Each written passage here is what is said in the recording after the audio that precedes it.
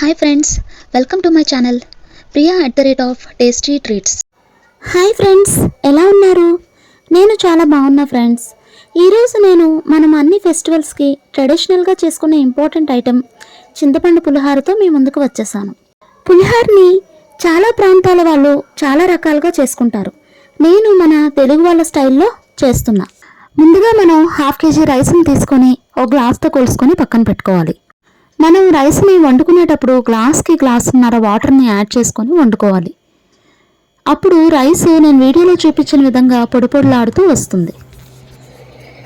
రైస్ని ఒక డిష్లోకి ట్రాన్స్ఫర్ చేసుకొని ఒక 2 టీ స్పూన్స్ పచ్చి ఆయిల్ని యాడ్ చేసుకోవాలి. ఈ విధంగా చేయడం వల్ల రైస్ ఫ్రెష్గా పొడి పొడిలాడుతూ ఉంటుంది. చింతపండు పులిహారకి కావలసిన పదార్థాలు: రైస్ 1/2 kg, చింతపండు 100 grams, తాలింపు దినుసులు 1 టీ స్పూన్, పచ్చిశనగపప్పు 2 టీ స్పూన్స్, ఎండుమిర్చి 4, పచ్చిమిర్చి 6, వేరుశనగ గుళ్ళు 50 గ్రాములు, కరివేపాకు కొంచెం, ఇంగువ కొంచెం, ఆయిల్ 2 టేబుల్ స్పూన్స్. పులిహార ప్రాసెస్ స్టార్ట్ చేసే ముందే మనం పచ్చిమిర్చిని తరిగి పెట్టుకోవాలి. చింతపండు గుజ్జుని చిక్కగా తీసి పక్కన పెట్టుకోవాలి. స్టవ్ ఆన్ చేసి ప్యాన్ పెట్టుకొని ప్యాన్లో 2 టేబుల్ స్పూన్స్ ఆయిల్ని యాడ్ చేసుకోవాలి. నేను శనగ నూనెని తీసుకున్నాను ఫ్రెండ్స్. మంచి టేస్ట్ అండ్ ఫ్లేవర్ వస్తుందని ఏ ఆయిల్ అయినా యూస్ చేసుకోవచ్చు. ఇప్పుడు చేసే ఈ ప్రాసెస్ అంతా కూడా మీడియం ఫ్లేమ్లో చేయడం ద్వారా అన్నీ ఈక్వల్గా ఫ్రై అవుతాయి ఫ్రెండ్స్. ఆయిల్ వేడెక్కిన తర్వాత ముందుగా వేరుశనగ గుళ్ళను యాడ్ చేసుకోవాలి.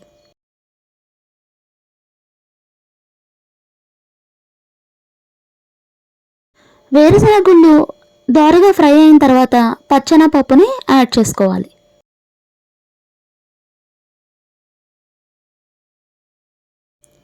పచ్చెనపప్పు లైట్గా కలర్ చేంజ్ అయిన తర్వాత తాలింపు దినుసుల్ని యాడ్ చేసుకోవాలి.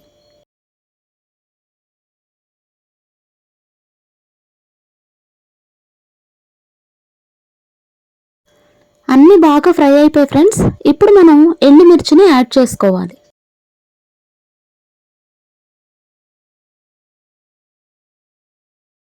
ఎండుమిర్చి కొద్దిగా ఫ్రై అయిన తర్వాత పచ్చిమిర్చిని యాడ్ చేసుకోవాలి.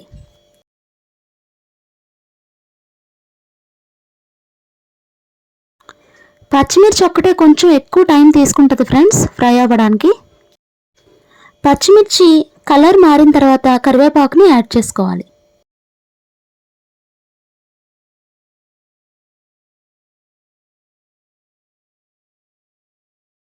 కరివేపాకు క్రిస్పీగా ఫ్రై అయిన తర్వాత ఇంగువని యాడ్ చేసుకోవాలి. ఇంగువని యాడ్ చేసుకోవడం వల్ల మంచి ఫ్లేవర్ రావడమే కాదు ఫ్రెండ్స్, టేస్ట్ కూడా చాలా బాగుంటుంది. అలాగే డైజెషన్ కూడా ఫ్రీగా అవుతుంది. అంతా ఫ్రై అయిన తర్వాత ఫైనల్గా పసుపుని యాడ్ చేసుకొని ఒకసారి అంతా కలుపుకొని స్టవ్ ఆఫ్ చేసుకోవడమే. ఇప్పుడు ఈ తాలింపు అంతటిని రైస్లో వేసుకొని రైస్ అంతటిని బాగా కలుపుకోవాలి. మిగిలిన కొంచెం ఆయిల్లో చింతపండు రసాన్ని వేసుకొని బాగా ఉడికించుకోవాలి.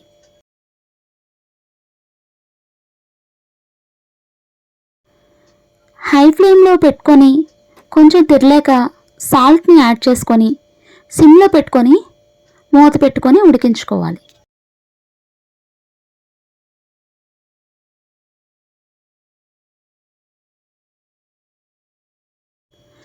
చింతపండు గ్రేవీ ఉడికేలోపు రైస్ అంతటిని ఒకసారి కలుపుకోవాలి.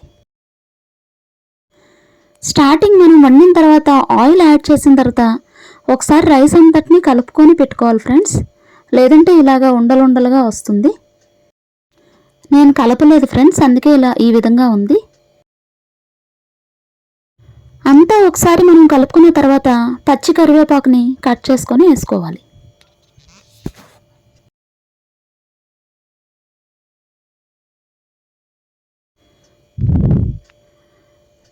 అంతా చేత్తో ఈ విధంగా కలుపుకోవాలి ఫ్రెండ్స్.